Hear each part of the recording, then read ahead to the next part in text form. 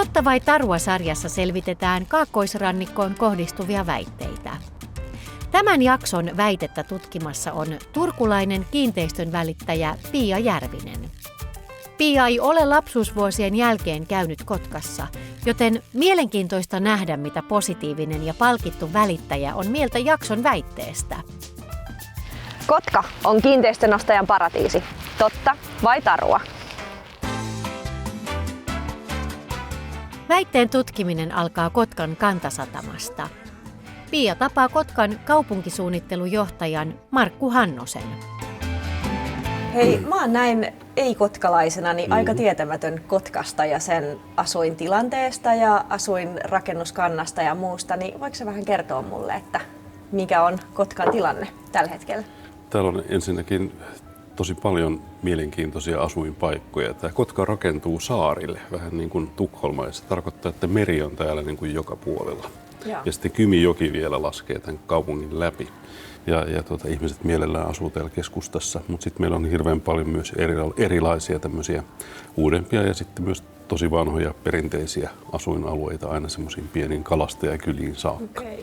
Täällä on esimerkiksi puistot on viimeisen 20 vuoden aikana, vaikka ne oli hienot jo silloin, niin ne on suorastaan niin kuin tulehtineet tänne keskustaan, että on niin kuin tosi mukavia paikkoja. Niin täällä ilmeisesti on aika paljon puistoalueita säilytetty keskusta-alueella. Niitä on tehty lisää, okay. Ei ainoastaan säilytetty. Että ihan tosi merkittäviä. Että koko tämä saaren eteläkärki täällä keskustassa, mikä oltaisiin voitu esimerkiksi osoittaa vaikka asuntorakentamiseen, niin sinne on tehty suuri puisto. Okei, ihanaa. Viime vuonna siellä oli 400 000 kävijää siellä puistossa. Että se on myös paikallisille sitten todella tärkeää. No kyllä. Mitäs Markku, mitä muuta kuin asuinrakentamista täällä on tällä hetkellä meneillään?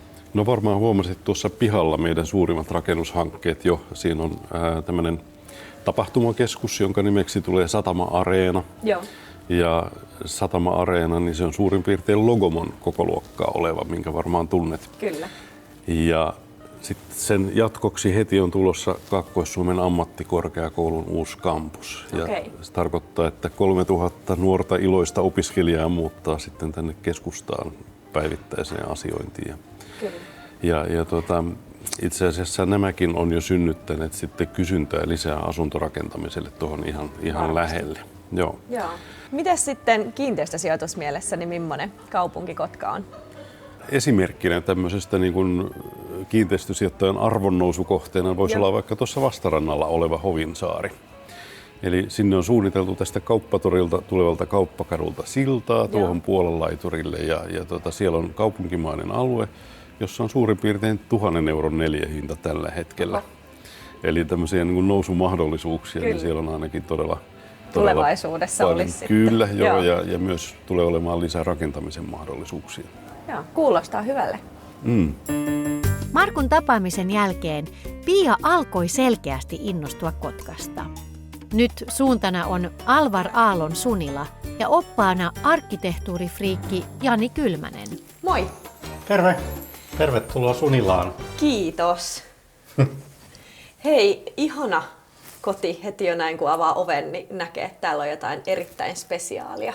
Minua jotenkin viehätti se, että me ollaan Alvar Aallon ja Aino Aallon suunnittelemalla alueella. Joo. Ja sitten on Aino Aallon ja Alvar Aallon suunnittelema talo, Kyllä. jossa sijaitsee heidän suunnittelemansa asunto. Ja sitten mun mielestä sinne ainakin omissa kuvitelmissa sopii aika kivasti tämmöinen aaltomainen sisustuskin. Kyllä, ehdottomasti. Täällä on ihania aarteita. Mä en ole esimerkiksi tämmöistä itse nähnyt koskaan aikaisemmin. Joo, siinä on yhden sortin Iittalan tuotannossa ollut Alvar Aallon lasiesine. Eli täällähän ei virallista keittiötä tässä asunnossa ole, vaan täällä on keittokomero. Ja sitten tämä oikeastaan niin kuin tämä huone palvelee ruokailutilana, mutta täällä on myöskin sitten yksi majoitustila. Tämä on sellainen oleskelutila, jossa voi nauttia tai ruokailla ja sitten nauttii myöskin illallisia. Tässä mahtuu muutama ehkä 6 ihmistä mahtuu sillä kivasti tähän huoneeseen. Hei, minkälaista porukkaa täällä asuu tällä hetkellä? Minkälainen tämä tilanne on täällä? Tänne on alkanut tulemaan ihmisiä, jotka on kiinnostuneita arkkitehtuurista, designista, muotoilusta. Ja tietysti ei vähiten nyt ole, asuntojen hinnat on kiinnostavia sitten, kun miettii, että tämänkin asunnon, minkä minä olen ostanut, niin tämän on saanut itä-helsinkiläisen autotallin hinnalla. Että jos me verrataan tätä hintatasoa pääkaupunkiseudulle, niin kyllä sillä niin kuin rahalla saa vastinetta kyllä hyvinkin. Niin. Joo, kyllä. Minkälaista tulevaisuutta sä näet tälle Sunilan alueelle? Kyllä mä näen varsin niin kuin positiivisena Sunilan tulevaisuuden. Tilanne on se, että täällä on Kotkan kaupunki on vuonna 2020 käynnistänyt tämmöisen Sunilan kehittämishankkeen. Ja siinä on yhtenä tavoitteena on toki myöskin sitten siirtyä maailmanperintökohdestatusta. Ja sitten myös se, että Sunilaa ei voi pelkästään ajatella niin kuin alueen ihmisten omaisuutena. Se on tärkeä asia kyllä, mutta tällä on myöskin tämmöistä kansallista ja kansainvälistä matkailupotentiaalia kyllä. Hei, mitä Jani, jos mä haluaisin nyt muuttaa tänne tai ostaa täältä jonkun asunnon, niin onko se mahdollista? Onko täällä mitään myytävää? Tervetuloa. Täällä on no niin, myytävää.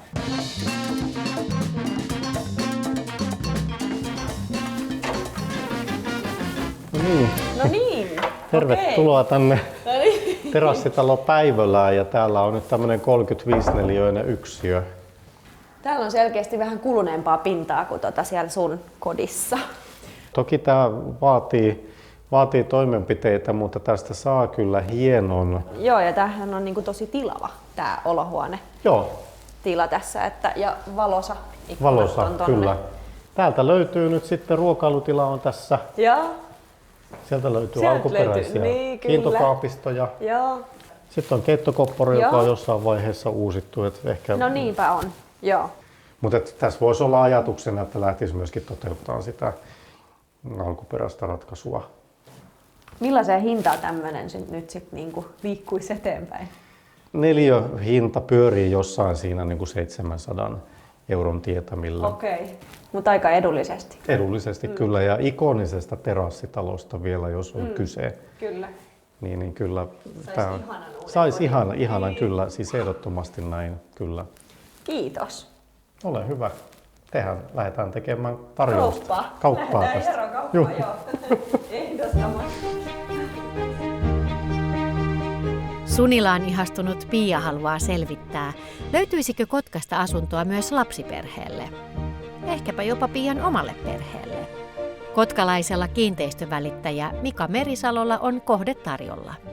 Mä kuulin, että sä olet vähän ollut kiinnostunut Kotkaan muuttamisesta mahdollisesti, ja tässä meillä olisi sinulle just sellainen oikeanlainen kohde. Mä tuosta ulkoa vähän katoinkin, että on aika hulppea. Mikä tää niinku oikeasti on? Voisiko tänne siis muuttaa? Kerro vähän tästä. Hyvin, voisi vaikka muuttaakin. Alun perin tämä onkin rakennettu ihan asuintaloksi. Okay. William Root on itselleen tämän rakennuttanut 1900-luvun vähän ennen sitä. Ja joo. Siitä se on pikkuhiljaa jalostunut hotellikäyttöön. Okei. Okay. Mutta miksei tällaisessa voi asua ihan vaikka teidän perheen. Nimenomaan. Täällä on huoneita riittäisi ja tilaa löytyisi. Joo, joki menee ihan melkein oven edestä. Ja nimenomaan. Hei, tää kohde nyt ei ehkä välttämättä sovellu ihan meidän perheelle ajatuksellisesti, vaikka tää onkin tosi makea paikka. Mutta jos mä ajattelisin näin lapsiperheen näkökulmasta, että me haluttaisiin muuttaa tänne, niin miten sä markkinoisit Kotkaa mulle? Vahvuutena meillä on just lapsiperhettä ajatellen niin uusia kouluja, uusia päiväkoteja, liikuntaharrastuspaikkoja, on jäähallia ja palloiluhalli on Ruonalan puolella. Mites just ulkoilualueet? Ja ilmeisesti täällä on aika paljon puistoja. On, puistoista on Kotka on mahdottoman kuuluisa jo. Onko sitä muuttoliikettä tapahtunut pääkaupunkiseudulta Kotkan suuntaan nyt tässä viime aikoina? Kyllä sitä on ruvennut tulemaan. Joo. Ja aika mukavastikin, että koko ajan tuntuu, että kiihtyvällä tahdilla. Et varsinkin kun on opittu nyt etätöitä tekemään. Ja matkahan ei ole todellisuudessa pitkä. Ei, se on ihan totta, että se on tunnin, mutta tässä meillä on vielä sellainen aikamoinen hinnallinen ero, vaikka se on kuitenkin aika pieni toi matka. Varmaan jos mennään se tunti takaisinpäin sinne Helsinkiin päin, niin hinnat osiltaan jopa niin kuin varmaan 5-kertaistuukin. Mutta toisaalta siinähän on hyvä pointti niille, ketkä sieltä pääkaupunkiseudulta tulisivat tänne suuntaan, jolloin sä saat selkeästi huokeammalla hinnalla täältä asunnon. Kyllä. Ja sitten matka taas ei suhteessa ole ihan kauhean paljon pitempi kuin se, että sä lähdet ruuhkas kulkemaan kehää pitkin esimerkiksi työpaikalle. Elämänlaatu on ihan toisenlaista, Niin. kun saa olla väljemmin. Kyllä. Lähdin tuossa tänään itse asiassa vähän vertaileen omaa kotikaupunkiani Porvoota ja sitten Kotkaa, koska nämä on vähän samantyyppisiä kaupunkeja ja sijainti on aika samantyyppinen. Niin tuli jotenkin tässä tämän päivän aikana Kotkasta semmoinen tosi hyvä fiilis ja semmoinen elävä fiilis ja semmoinen, että keskusta on elävä ja täällä tapahtuu asioita ja täällä halutaan tehdä uudistuotantoa ja halutaan tuoda sitä kulttuuria ja muuta tulevaisuudessakin niin kuin ihmisten lähelle. Niin siitä on jäänyt kyllä tosi hyvä fiilis jotenkin Kotkasta. Mä tulin tänne tänään tutkimaan, onko Kotka kiinteistönostajan paratiisi. Täytyy sanoa, että on ollut tosi kiva päivä. Näin perheen äitinä niin mulle nousee mieleen, että täällä on tosi paljon puistoja, täällä on palvelut lähellä, kouluihin on panostettu, täällä halutaan tuoda kulttuuria ja keskustaa eläväksi selkeästi ja täällä myös tehdään uudistuotantoa. Täällä on myös paljon opiskelijoita ja niitäkin on huomioitu. Täällä on kauppoja, liikenneyhteydet on hyvät. Helsinkiin pääsee nopeasti, jos tarvii siellä esimerkiksi käydä töissä. Tämän perusteella väite on totta.